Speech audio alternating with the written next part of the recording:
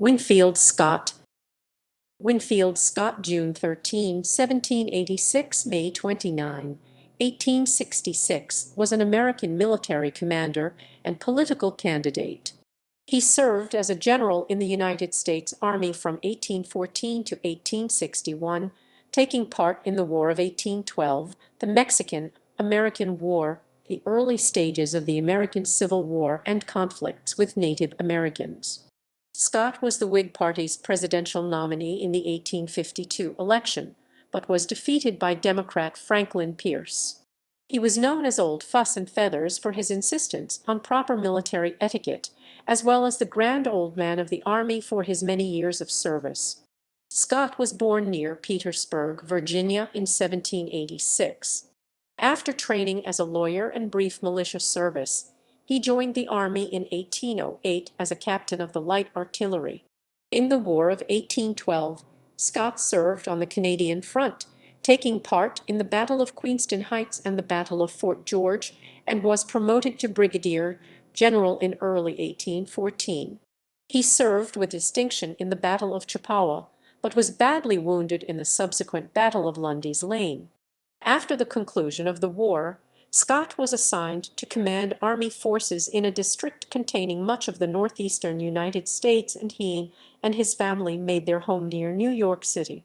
During the 1830s, Scott negotiated an end to the Black Hawk War, took part in the Second Seminole War and the Creek War of 1836, and presided over the removal of the Cherokee. Scott also helped to avert war with Britain, defusing tensions arising from the Patriot War and the Aroostook War. In 1841, Scott became the commanding general of the United States Army, beating out his rival Edmund P. Gaines for the position. After the outbreak of the Mexican-American War in 1846, Scott was relegated to an administrative role, but in 1847 he led a campaign against the Mexican capital of Mexico City. After capturing the port city of Veracruz, he defeated Mexican General Antonio Lopez de Santa Anna's armies at the battles of Cerro Gordo, Contreras, and Churubusco. He then captured Mexico City, after which he maintained order in the Mexican capital and indirectly helped Envoy Nicolas Trist negotiate the Treaty of Guadalupe Hidalgo, which brought an end to the war. Scott unsuccessfully sought the Whig presidential nomination 3 times, in 1840, 1844, and 1848, before winning it in 1852. The Whigs were badly divided over the Compromise of 1850, and Pierce won a decisive victory over his former commander. Nonetheless, Scott remained popular among the public, and in 1855 he received a brevet promotion to the rank of lieutenant general, becoming the first U.S. Army officer to hold that rank since George Washington. Despite being a Virginia native, Scott stayed loyal to the Union and served as an important advisor to President Abraham Lincoln during the opening stages of the Civil War. He developed a strategy known as the Anaconda Plan, but retired in late 1861 after Lincoln increasingly relied on General George B. McClellan for military advice and leadership. In retirement, he lived in West Point, New York, where he died on May 29, 1866. Scott's military talent was highly regarded by contemporaries, and historians generally consider him to be one of the most accomplished generals in U.S. history. Early life. Winfield Scott was born on June 13, 1786, as the 5th child of Anne Mason and her husband, William Scott, a planter, veteran of the American Revolutionary War, and officer in the Dinwiddie County militia. At the time, the Scott family resided at Laurel Hill, a plantation near Petersburg, Virginia. Anne Mason Scott was the daughter of Daniel Mason and Elizabeth Winfield, and Scott's parents chose his maternal grandmother's surname for his first name.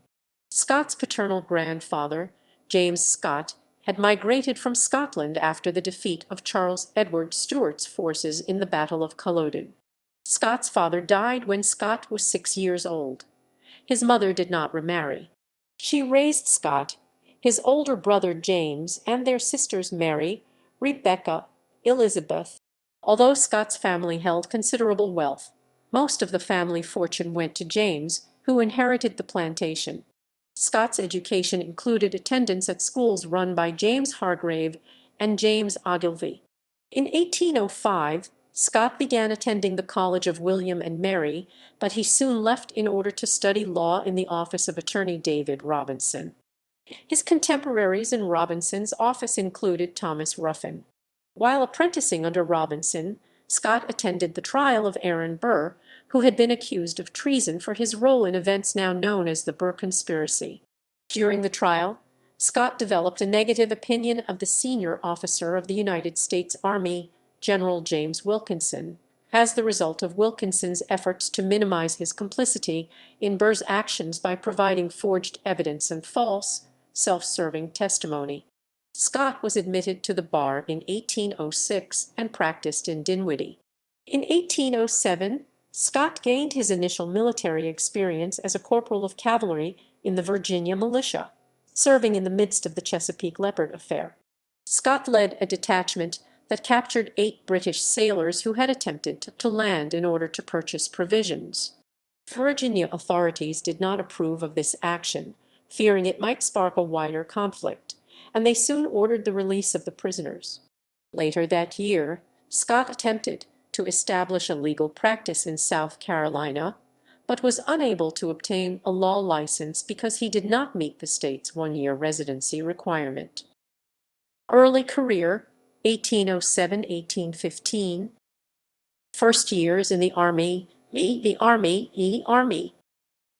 early 1808, President Thomas Jefferson asked Congress to authorize an expansion of the United States Army after the British announced an escalation of their naval blockade of France, thereby threatening American shipping. Scott convinced family friend William Branch Giles to help him obtain a commission in the newly expanded Army. In May 1808, shortly before his 22nd birthday, Scott was commissioned as a captain in the light artillery. Tasked with recruiting a company, he raised his troops from the Petersburg and Richmond areas and then traveled with his unit to New Orleans to join their regiment. Scott was deeply disturbed by what he viewed as the unprofessionalism of the army, which at the time consisted of just 2,700 soldiers. He later wrote that the old officers had, very generally, sunk into either sloth, ignorance, or habits of intemperate drinking. He soon clashed with his commander, General James Wilkinson, over Wilkinson's refusal to follow the orders of Secretary of War William Eustis to remove troops from an unhealthy bivouac site. Wilkinson owned the site, and while the poor location caused several illnesses and deaths among his soldiers, Wilkinson refused to relocate them because he personally profited. In addition, staying near New Orleans enabled Wilkinson to pursue his private business interests and continue the courtship of Celestine Trudeau, whom he later married. Scott briefly resigned his commission over his dissatisfaction with Wilkinson, but before his resignation had been accepted, he withdrew it and returned to the Army. In January 1810, Scott was convicted in a court-martial, partly for making disrespectful comments about Wilkinson's integrity, and partly because of a $50 shortage in the $400 account he had been provided to conduct recruiting duty in Virginia after being commissioned. With respect to the money, the court-martial members concluded that Scott had not been intentionally dishonest, but had failed to keep accurate records. His commission was suspended for 1 year. After the trial, Scott fought a duel with William Upshaw, an Army medical officer and Wilkinson friend whom Scott blamed for initiating the court-martial. Each fired at the other, but both emerged unharmed. After the duel, Scott returned to Virginia, where he spent the year studying military tactics and strategy and practicing law in partnership with Benjamin Watkins Lee. Meanwhile, Wilkinson was removed from command for insubordination and was succeeded by General Wade Hampton. The rousing reception Scott received from his Army peers as he began his suspension led him to believe that most officers approved of his anti-Wilkinson comments, at least tacitly. Their high opinion of him, coupled with Lee's counsel to remain in the Army, convinced Scott to resume his military career once his suspension had been served. He rejoined the army in Baton Rouge, where one of his first duties was to serve as judge advocate prosecutor in the court-martial of Colonel Thomas Humphrey Cushing. War of 1812. Tensions between Britain and the United States continued to rise as Britain attacked American shipping, impressed American sailors, and encouraged Native American resistance to American settlement. In July 1812, Congress declared war against Britain. After the declaration of war, Scott was promoted to the rank of lieutenant colonel and assigned as the second in command of the 2nd Artillery. While Izard continued to recruit soldiers, Scott led 2 companies north to join General Stephen Van Rensselaer's militia force, which was preparing for an invasion of Canada. President James Madison made the invasion the central part of his administration's war strategy in 1812, as he sought to capture Montreal and thereby take control of the St. Lawrence River and cut off Upper Canada from Lower Canada. The invasion would begin with an attack on the town of Queenston, which was just across the Niagara River from New York. In October 1812, Van Rensselaer's force attacked British forces in the Battle of Queenston Heights. Scott led an artillery bombardment that supported an American crossing of the Niagara River, and he took command of American forces at Queenston after Colonel Solomon Van Rensselaer was badly wounded. Shortly after Scott took command, a British column under Roger Hale Sheaffe arrived. Sheaffe's numerically superior forces compelled an American retreat, ultimately forcing Scott to surrender after reinforcements from the militia failed to materialize. As a prisoner of war, Scott was treated hospitably by the British, although 2 Mohawk leaders nearly killed him while he was in British custody. As part of a prisoner exchange, Scott was released in late November upon his return to the United States. He was promoted to the rank of colonel and made the commander of the 2nd Artillery. He also became the chief of staff to General Henry Dearborn, who was the senior general of the army and personally led operations against Canada in the area around Lake Ontario. Dearborn assigned Scott to lead an attack against Fort George, which commanded a strategic position on the Niagara River. With help from naval commanders Isaac Chauncey and Oliver Hazard Perry, Scott landed American forces behind the fort, forcing its surrender. Scott was widely praised for his conduct in the battle, although he was personally disappointed that the bulk of the British garrison escaped capture. As part of another campaign to capture Montreal, Scott forced the British to withdraw from Hoople Creek in November 1813. Despite this success, the campaign fell apart after the American defeat at Battle of Chrysler's Farm, and after General Wilkinson, who had taken command of the front in August, and General Hampton failed to cooperate on a strategy to take Montreal. With the failure of the campaign, President Madison and Secretary of War John Armstrong Jr. relieved Wilkinson and some other senior officers of their battlefield commands. They were replaced with younger officers such as Scott, Izard, and Jacob Brown. In early 1814, Scott was promoted to brigadier general and was assigned to lead a regiment under General Brown. In mid-Minus 1814, Scott took part in another invasion of Canada, which began with a crossing of the Niagara River under the command of General Brown. Scott was instrumental in the American success at the Battle of Chippawa, which took place on July 5, 1814. Though the battle was regarded as inconclusive from the strategic point of view, because the British army remained intact, it was seen as an important moral victory. It was the first real success attained by American troops against British regulars. Later in July 1814, a scouting expedition led by Scott was ambushed, beginning the Battle of Lundy's Lane. Scott's brigade was decimated after General Gordon Drummond arrived with British reinforcements, and he was placed in the reserve in the second phase of the battle. He was later badly wounded while seeking a place to commit his reserve forces. Scott believed that Brown's decision to refrain from fully committing his strength at the outset of this battle resulted in the destruction of Scott's brigade and a high number of unnecessary deaths. The battle ended inconclusively after General Brown ordered his army to withdraw, effectively bringing an end to the invasion.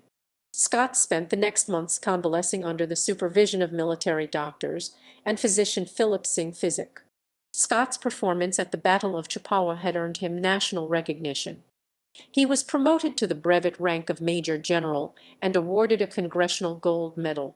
In October 1814, Scott was appointed commander of American forces in Maryland and Northern Virginia, taking command in the aftermath of the burning of Washington.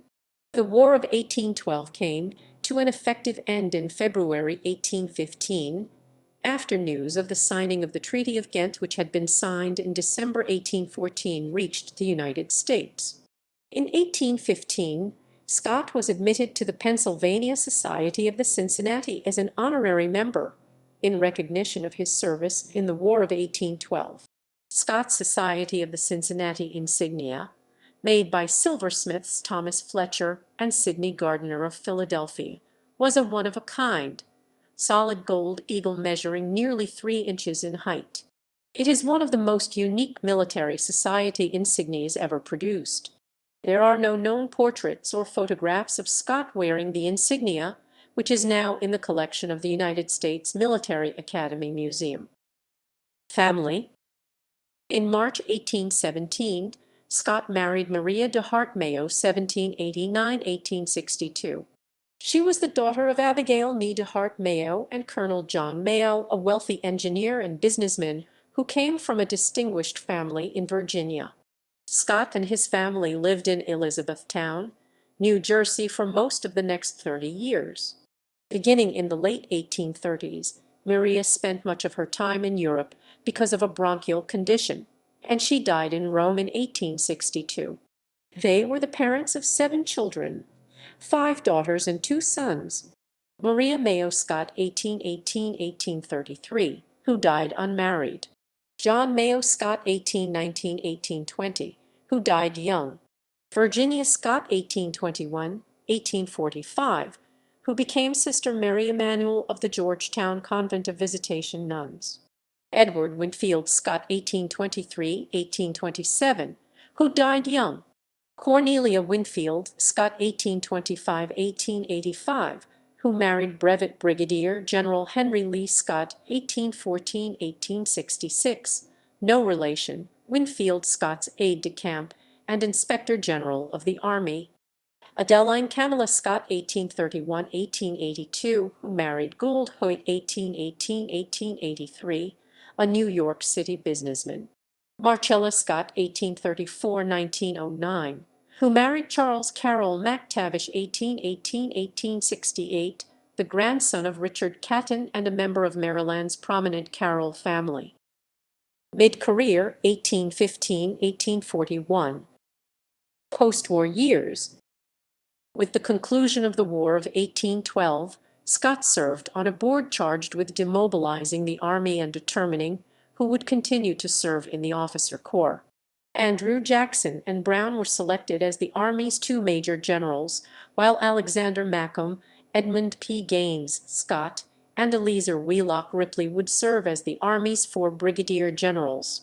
Jackson became commander of the Army's Southern Division, Brown became commander of the Army's Northern Division, and the brigadier generals were assigned leadership of departments within the divisions. Scott obtained a leave of absence to study warfare in Europe, though to his disappointment he reached Europe only after Napoleon's final defeat at the Battle of Waterloo. Upon his return to the United States in May 1816, he was assigned to command Army forces in parts of the Northeastern United States. He made his headquarters in New York City and became an active part of the city's social life. He earned the nickname Old Fuss and Feathers for his insistence on proper military bearing, courtesy, appearance, and discipline. In 1835, Scott wrote Infantry Tactics, or Rules for the Exercise and Maneuver of the United States Infantry, a 3-volume work that served as the standard drill manual for the United States Army until 1855. Scott developed a rivalry with Jackson after the latter took offense to a comment Scott had made at a private dinner in New York, though they later reconciled. He also continued a bitter feud with Gaines that centered over which of them had seniority, as both hoped to eventually succeed the ailing Brown. In 1821, Congress reorganized the Army, leaving Brown as the sole Major General and Scott and Gaines as the lone Brigadier Generals. Macomb accepted demotion to colonel and appointment as the Chief of Engineers, while Ripley and Jackson both left the Army. After Brown died in 1828, President John Quincy Adams passed over both Scott and Gaines due to their feuding, instead appointing Macomb as the senior general in the Army.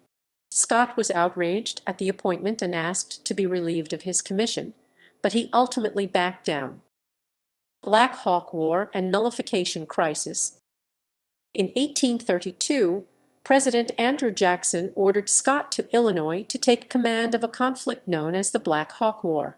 By the time Scott arrived in Illinois, the conflict had come to a close with the Army's victory at the Battle of Bad Axe. Scott and Governor John Reynolds concluded the Black Hawk Purchase with Chief Keokuk and other Native American leaders, opening up much of present-day Iowa to settlement by whites. Later in 1832, Jackson placed Scott in charge of Army preparations for a potential conflict arising from the Nullification crisis.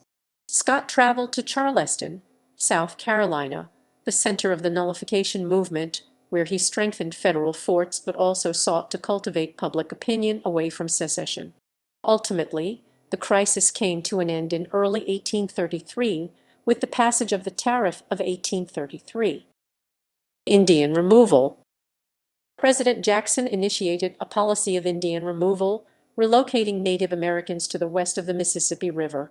Some Native Americans moved peacefully, but others, including many Seminoles, forcibly resisted. In December 1835, the Second Seminole War broke out after the Dade Massacre, in which a group of Seminoles ambushed and massacred a U.S. Army company in central Florida. President Jackson ordered Scott to personally take command of operations against the Seminole, and Scott arrived in Florida by February 1836. After several months of inconclusive campaigning, he was ordered to the border of Alabama and Georgia to put down a Muskogee, uprising known as the Creek War of 1836. American forces under Scott, General Thomas Jessup, and Alabama Governor Clement Comer Clay quickly defeated the Muskogee. Scott's actions in the campaigns against the Seminole and the Muskogee received criticism from some subordinates and civilians, and President Jackson initiated a court of inquiry that investigated both Scott and Gaines. The court cleared Scott of misconduct, but reprimanded him for the language he used in criticizing Gaines in official communications. The court was critical of Gaines' actions during the campaign, though it did not accuse him of misconduct or incompetence. It also criticized the language he used to defend himself, both publicly and to the court. Martin Van Buren, a personal friend of Scott's, assumed the presidency in 1837, and Van Buren continued Jackson's policy of Indian removal. In April 1838, Van Buren placed Scott in command of the removal of Cherokee from the Southeastern United. Some of Scott's associates tried to dissuade Scott from taking command of what they viewed as an immoral mission, but Scott accepted his orders. After almost all of the Cherokee refused to voluntarily relocate, Scott drew up careful plans in an attempt to ensure that his soldiers forcibly, but humanely, relocated the Cherokee. Nonetheless, the Cherokee endured abuse from Scott's soldiers. One account described soldiers driving the Cherokee like cattle through rivers, allowing them no time to take off their shoes and stockings. In mid-Minus 1838, Scott agreed to Chief John Ross's plan to let the Cherokee lead their own movement west, and he awarded a contract to the Cherokee Council to complete the removal. Scott was strongly criticized by many Southerners, including Jackson, for awarding the contract to Ross rather than continuing the removal under his own auspices. Scott accompanied one Cherokee group as an observer, traveling with them from Athens, Tennessee to Nashville, Tennessee, where he was ordered to the Canada-United States border. Tensions with the United Kingdom. In late 1837, the so-called Patriot War broke out along the Canadian border as some Americans sought to support the rebellions of 1837–1838 in Canada. Tensions further escalated due to an incident known as the Carolina Fair, in which Canadian forces burned a steamboat that had been used to deliver supplies to rebel forces. President Van Buren dispatched Scott to western New York to prevent unauthorized border crossings and prevent the outbreak of a war between the United States and the United Kingdom. Still popular in the area due to his service in the War of 1812, Scott issued public appeals asking Americans to refrain from supporting the Canadian rebels.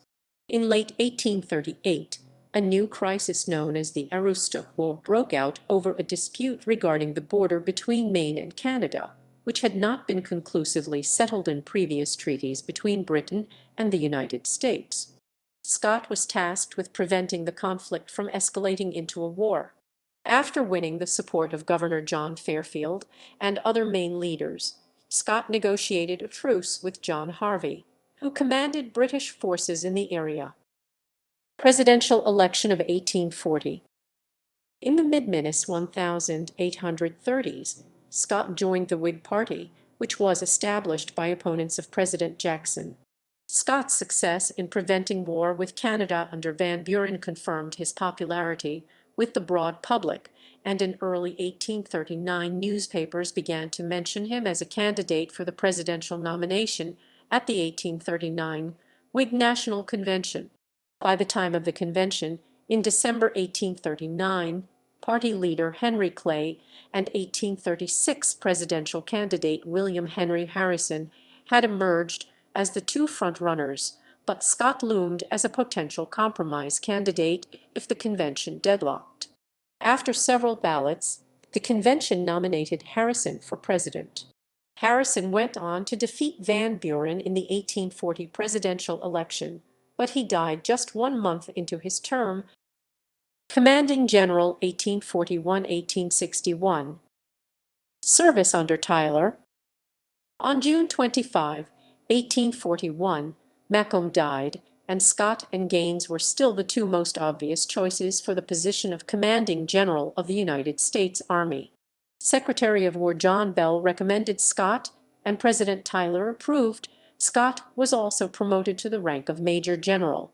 According to biographer John Eisenhower, the office of commanding general Macomb had largely been outside of the chain of command, and senior commanders like Gaines, Scott, and Quartermaster General Thomas Jessup reported directly to the Secretary of War.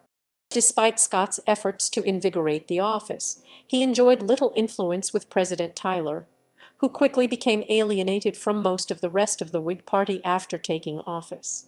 Some Whigs, including Thaddeus Stevens of Pennsylvania, favored Scott as the Whig candidate in the 1844 presidential election, but Clay quickly emerged as the prohibitive front-runner for the Whig nomination. Clay won the 1844 Whig nomination, but he was defeated in the general election by Democrat James K. Polk. Polk's campaign centered on his support for the annexation of the Republic of Texas, which had gained independence from Mexico in 1836. After Polk won the election, Congress passed legislation enabling the annexation of Texas, and Texas gained statehood in 1845. Mexican-American War. Early War. Polk and Scott had never liked one another, and their distrust deepened after Polk became president, partly due to Scott's affiliation with the Whig Party. Polk came into office with two major foreign policy goals: the acquisition of Oregon country, which was under joint American and British rule, and the acquisition of Alta California, a Mexican province. The United States nearly went to war with Britain over Oregon, but the two powers ultimately agreed to partition Oregon country at the 49th parallel north. The Mexican-American War broke out in April 1846 after U.S. forces under the command of Brigadier General Zachary Taylor clashed with Mexican forces north of the Rio Grande in a region claimed by both Mexico and Texas. Polk, Secretary of War William L. Marcy, and Scott agreed on a strategy in which the U.S. would capture northern Mexico and then pursue a favorable peace settlement. While Taylor led the army in northern Mexico, Scott presided over the expansion of the army, ensuring that new soldiers were properly supplied and organized. Invasion of central Mexico. Taylor won several victories against the Mexican army, but Polk eventually came to the conclusion that merely occupying northern Mexico would not compel Mexico to surrender. Scott drew up an invasion plan that would begin with a naval assault on the Gulf port of Veracruz and end with the capture of Mexico City.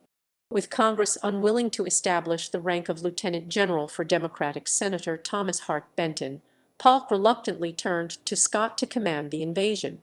Among those who joined the campaign were several officers who would later distinguish themselves in the American Civil War, including Major Joseph E. Johnston, Captain Robert E. Lee, and Lieutenants Ulysses S. Grant, George B. McClellan, George G. Meade, and P.G.T. Beauregard. While Scott prepared the invasion, Taylor inflicted what the U.S. characterized as a crushing defeat on the army of Mexican President Antonio López de Santa Anna at the Battle of Buena Vista. In the encounter known in Mexico as the Battle of La Angostura, Santa Anna brought U.S. forces to near collapse, capturing cannons and flags, and returned to Mexico City, leaving U.S. forces on the field. Santa Anna left to put down a minor insurrection and recruited a new army. According to biographer John Eisenhower, the invasion of Mexico through Veracruz was up to that time the most ambitious amphibious expedition in human history. The operation commenced on March 9, 1847, with the siege of Veracruz, a joint Army-Navy operation led by Scott and Commodore David Connor.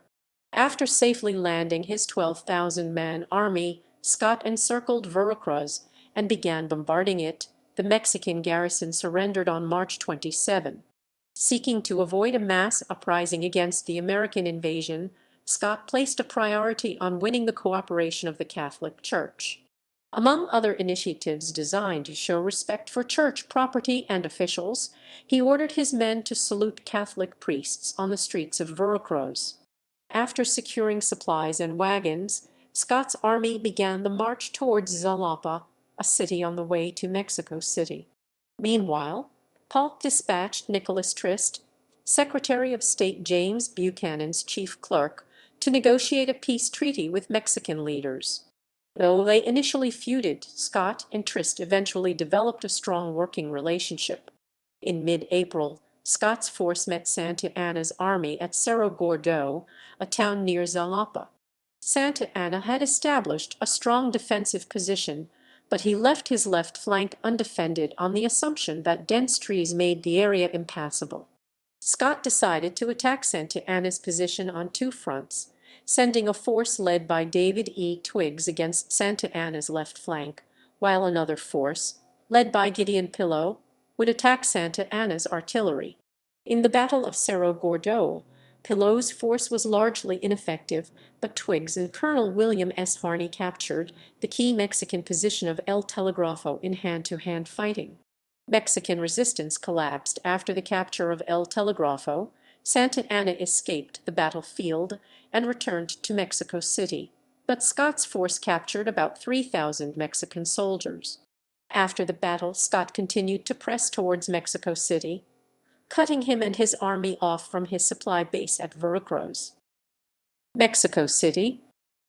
Scott's force arrived in the Valley of Mexico in August 1847, by which time Santa Anna had formed an army of approximately 25,000 men. Because Mexico City lacked walls and was essentially indefensible, Santa Anna sought to defeat Scott in a pitched battle, choosing to mount a defense near the Churubusco River, several miles south of the city. The Battle of Contreras began on the afternoon of August 19, when the Mexican army under General Gabriel Valencia attacked and pushed back an American detachment charged with building a road. In the early morning of the following day, an American force led by General Percifer Fraser Smith surprised and decimated Valencia's army. News of the defeat at Contreras caused a panic among the rest of Santa Anna's army, and Scott immediately pressed the attack, beginning the Battle of Churubusco. Despite the strong defense put up by the St. Patrick's Battalion and some other units, Scott's force quickly defeated the demoralized Mexican army. After the battle, Santa Anna negotiated a truce with Scott, and the Mexican foreign minister notified Trist that they were ready to begin negotiations to end the war. Despite the presence of Scott's army just outside of Mexico City, the Mexican and American delegations remained far apart on terms. Mexico was only willing to yield portions of Alta California and refused to accept the Rio Grande as its northern border. While negotiations continued, Scott faced a difficult issue in the disposition of 72 members of St. Patrick's Battalion who had deserted from the U.S. Army and were captured while fighting for Mexico. All 72 were court-martialed and sentenced to death. Under pressure from some Mexican leaders, and personally feeling that the death penalty was an unjust punishment for some defendants, Scott spared 20, but the rest were executed. In early September, negotiations between Trist and the Mexican government broke down, and Scott exercised his right to end the truce. In the subsequent battle for Mexico City, Scott launched an attack from the west of the city, capturing the key fortress of Chapultepec on September 13. Santa Anna retreated from the city after the fall of Chapultepec, and Scott accepted the surrender of the remaining Mexican forces early on the 14th. Unrest broke out in the days following the capture of Mexico City, but, with the cooperation of civil leaders and the Catholic Church, Scott and the army restored order in the city by the end of the month. Peace negotiations between Trist and the Mexican government resumed, and Scott did all he could to support the negotiations, ceasing all further offensive operations. As military commander of Mexico City, Scott was held in high esteem by Mexican civil and American authorities alike, primarily owing to the fairness with which he treated Mexican citizens. In November 1847, Trist received orders to return to Washington, and Scott received orders to continue the military campaign against Mexico. Polk had grown frustrated at the slow pace of negotiations. With the support of Scott and Mexican President Manuel de la Pena y Pena, Trist defied his orders and continued the negotiations. Trist and the Mexican negotiators concluded the Treaty of Guadalupe Hidalgo on February 2, 1848. It was ratified by the U.S. Senate the following month. In late 1847, Scott arrested Pillow and 2 other officers after they wrote letters to American newspapers that were critical of Scott. In response, Polk ordered the release of the 3 officers and removed Scott from command. Upon the founding of the Aztec Club of 1847, a military society of officers who served in Mexico during the war, Taylor and Fillmore administrations, Scott was again a contender for the Whig presidential nomination in the 1848 election. Clay Daniel Webster and General Zachary Taylor were also candidates for the nomination. As in 1840, Whigs were looking for a non-ideological war hero to be their candidate. Scott's main appeal was to anti-slavery conscience Whigs, who were dismayed by the fact that 2 of the leading contenders, Clay and Taylor, were slaveholders. Ultimately, however, the delegates passed on Scott for a second time, nominating Taylor on the 4th ballot. Many anti-slavery Whigs then defected to support the nominee of the Free Soil Party, former President Martin Van Buren. Taylor went on to win the general election. After the war, Scott returned to his administrative duties as the Army's senior general. Congress became engaged in a divisive debate over the status of slavery in the territories, and Scott joined with Whig leaders Henry Clay and Daniel Webster in advocating for passage of what became known as the Compromise of 1850. Meanwhile, Taylor died of an illness in July 1850 and was succeeded by Vice President Millard Fillmore. The Compromise of 1850 and the enforcement of the Fugitive Slave Act of 1850 badly divided the country as a whole, and the Whig Party in particular. Northerners strongly objected to the stringent provisions of the act, while Southerners complained bitterly about any perceived slackness in enforcement. Despite Scott's support for the Compromise of 1850, He became the chosen candidate of William Seward, a leading Northern Whig who objected to the Compromise of 1850 partly because of the Fugitive Slave Act. Presidential election of 1852.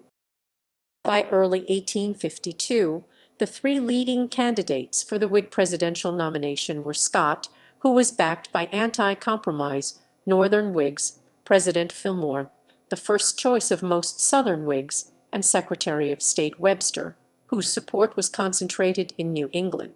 The 1852 Whig National Convention convened on June 16, and Southern delegates won approval of a party platform endorsing the Compromise of 1850 as a final settlement of the slavery question. On the convention's first presidential ballot, Fillmore received 133 of the necessary 147 votes, while Scott won 131 and Webster 129. After the 46th ballot still failed to produce a presidential nominee, the delegates voted to adjourn until the following Monday. Over the weekend, Fillmore and Webster supporters conducted unsuccessful negotiations to unite behind one candidate.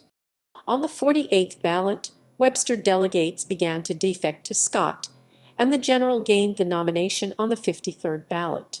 Fillmore accepted his defeat with equanimity and endorsed Scott, but many Northern Whigs were dismayed when Scott publicly endorsed the party's pro-compromise platform.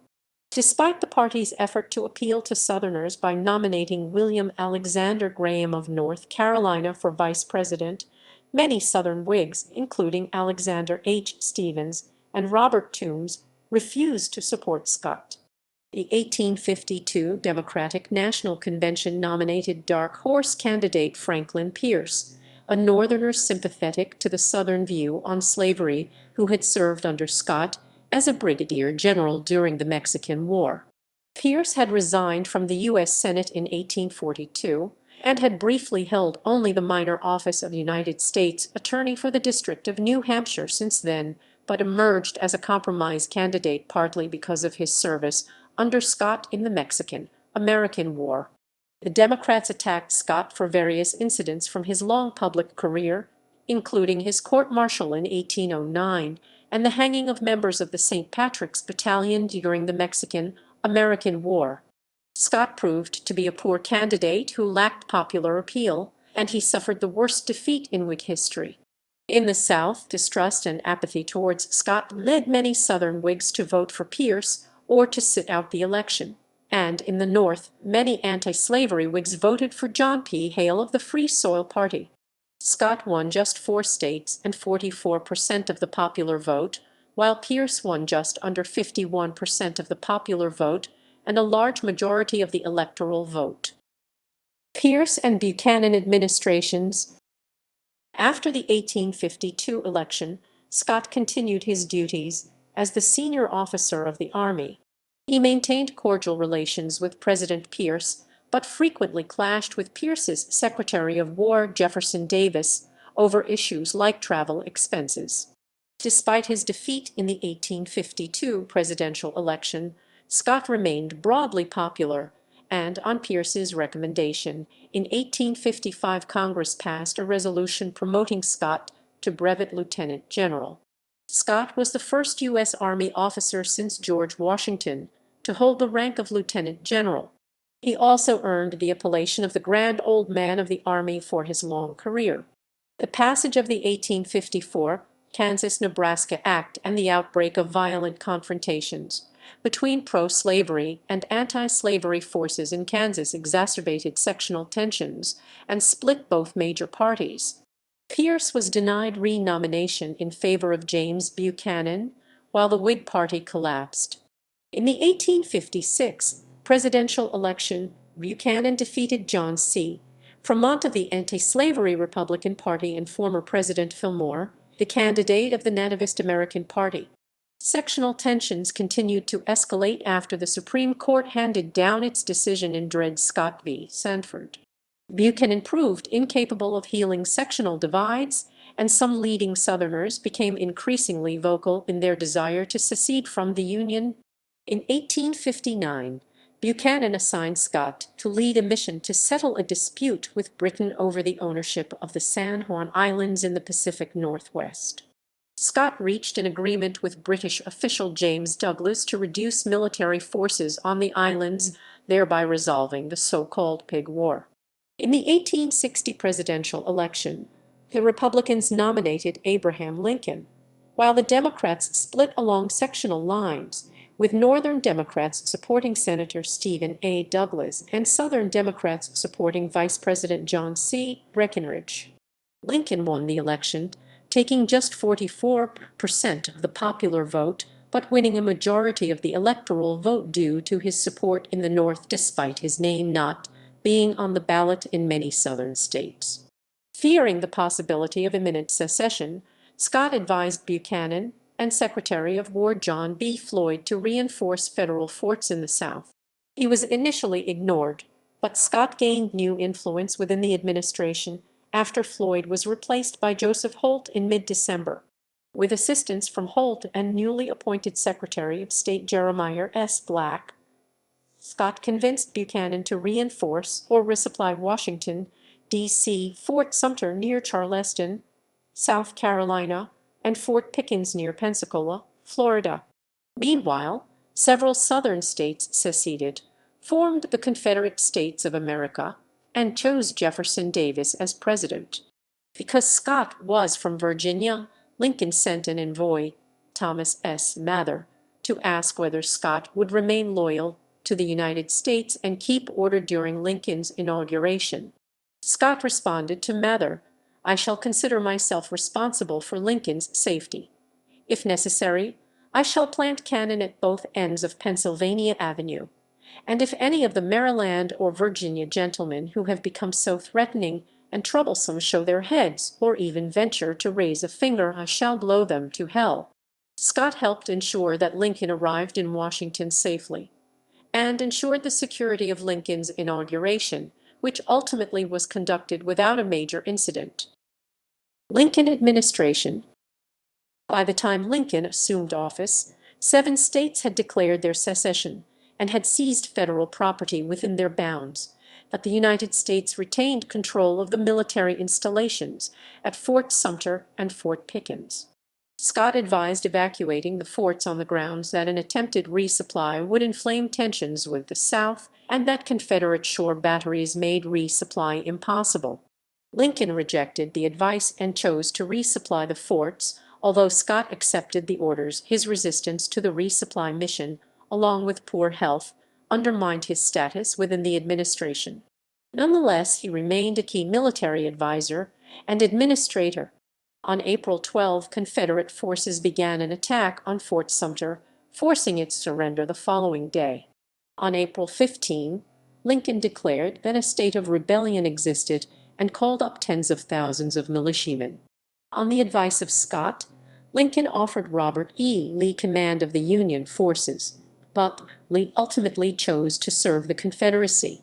Scott took charge of molding Union military personnel into a cohesive fighting force. Lincoln rejected Scott's proposal to build up the regular army, and the administration would largely rely on volunteers to fight the war. Scott developed a strategy later known as the Anaconda Plan that called for the capture of the Mississippi River and a blockade of southern ports. By cutting off the eastern states of the Confederacy, Scott hoped to force the surrender of Confederate forces with a minimal loss of life on both sides. Scott's plan was leaked to the public and was derided by most Northern newspapers, which tended to favor an immediate assault on the Confederacy. As Scott was too old for battlefield command, Lincoln selected General Irvin McDowell, an officer whom Scott saw as unimaginative and inexperienced, to lead the main Union army in the eastern theater of the war. Though Scott counseled that the army needed more time to train, Lincoln ordered an offensive against the Confederate capital of Richmond. Irvin McDowell led a force of 30,000 men south, where he met the Confederate army at the First Battle of Bull Run. The Confederate army dealt the Union a major defeat, ending any hope of a quick end to the war. McDowell took the brunt of public vituperation for the defeat at Bull Run, but Scott, who had helped plan the battle, also received criticism. Lincoln replaced McDowell with McClellan, and the president began meeting with McClellan. Frustrated with his diminished standing, Scott submitted his resignation in October 1861. Though Scott favored General Henry Halleck as his successor, Lincoln instead made McClellan the Army's senior officer. Retirement and death.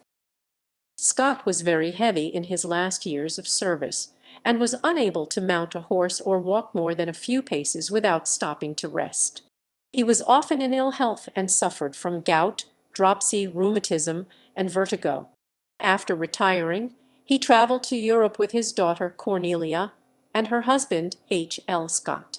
In Paris, he worked with Thurlow Weed to aid American consul John Bigelow in defusing the Trent affair, a diplomatic incident with Britain. On his return from Europe in December 1861, he lived alone in New York City and at West Point, New York, where he wrote his memoirs and closely followed the ongoing Civil War. After McClellan's defeat in the 7 Days' battles, Lincoln accepted Scott's advice and appointed General Halleck as the Army's senior general. In 1864, Scott sent a copy of his newly published memoirs to Ulysses S. Grant, who had succeeded Halleck as the lead Union general. The copy that Scott sent was inscribed, "From the oldest to the greatest general." Following a strategy similar to Scott's Anaconda Plan, Grant led the Union to victory, and Lee's Army of Northern Virginia surrendered in April 1865.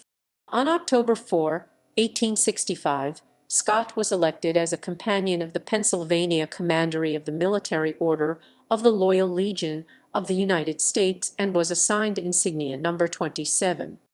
He is one of the few individuals who belonged to the three most senior military societies of the United States: the Society of the Cincinnati, the Aztec Club of 1847, and the Loyal Legion. Scott died at West Point on May 29, 1866, 2 weeks before his 80th birthday. President Andrew Johnson ordered the flags flown at half-staff to honor Scott, and Scott's funeral was attended by many of the leading Union generals, including Grant, George G. Meade, George H. Thomas, and John Schofield. He is buried at the West Point Cemetery. Legacy. Historical reputation. Scott holds the record for the greatest length of active service as general in the U.S. Army, as well as the longest tenure as the Army's chief officer. Stephen Mallinga of City Journal writes that Scott was one of America's greatest generals, but he had the misfortune to serve in two conflicts, the War of 1812 and the controversial Mexican-American War, bracketed by the far more significant American Revolution and Civil War. Biographer John Eisenhower writes that Scott was an astonishing man who was the country's most prominent general between the retirement of Andrew Jackson in 1821 and the onset of the Civil War in 1861. The Duke of Wellington proclaimed Scott the greatest living general after his capture of Mexico City. Robert E. Lee wrote, "The great cause of our success in Mexico was in our leader Scott." Historians Scott Kaufman and John A. Soares, Jr. write that Scott was an able diplomat who proved crucial in helping avert war between Britain and the United States in period after the War of 1812. Fanny Crosby, the hymn writer, recalled that Scott's gentle manner did not indicate a hero of so many battles, yet there was strength beneath the exterior appearance and a heart of iron within his breast. But from him I learned that the warrior only it is who can fully appreciate the blessing of peace, in addition to his reputation as a tactician and strategist. In another example, when cholera broke out among his soldiers while they were aboard ship during the Black Hawk campaign, and the ship's surgeon was incapacitated by the disease, Scott had the doctor tutor him in treatment and risked his own health by tending to the sick troops himself. Scott was the recipient of several honorary degrees. These included a Master of Arts from the College of New Jersey, now Princeton University, in 1814, a Doctor of Laws LL.D. from Columbia University in 1850, and an LL.D. from Harvard University in 1861. Memorials.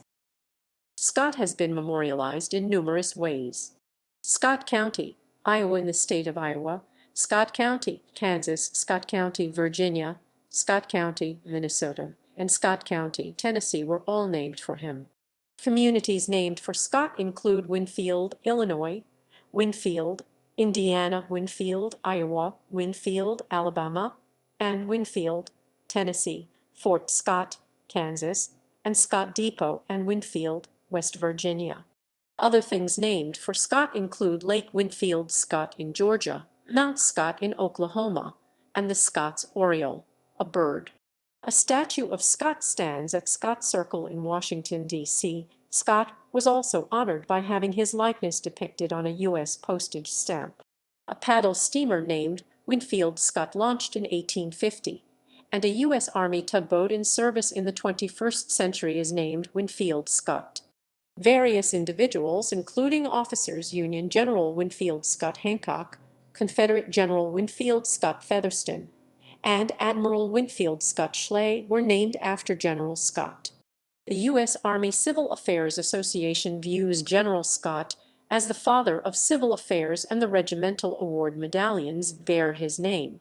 The General Winfield Scott House, his home in New York City during 1853–1855.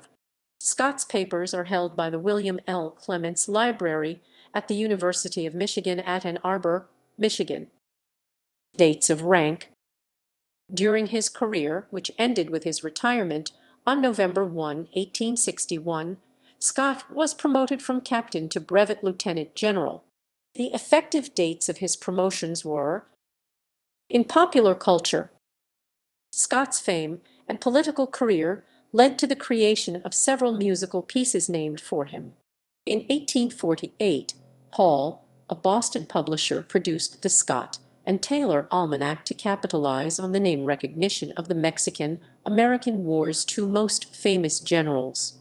In 1852, Huestis and Cousins of New York City published Scott and Graham Melodies, a book of songs used during the 1852 presidential campaign.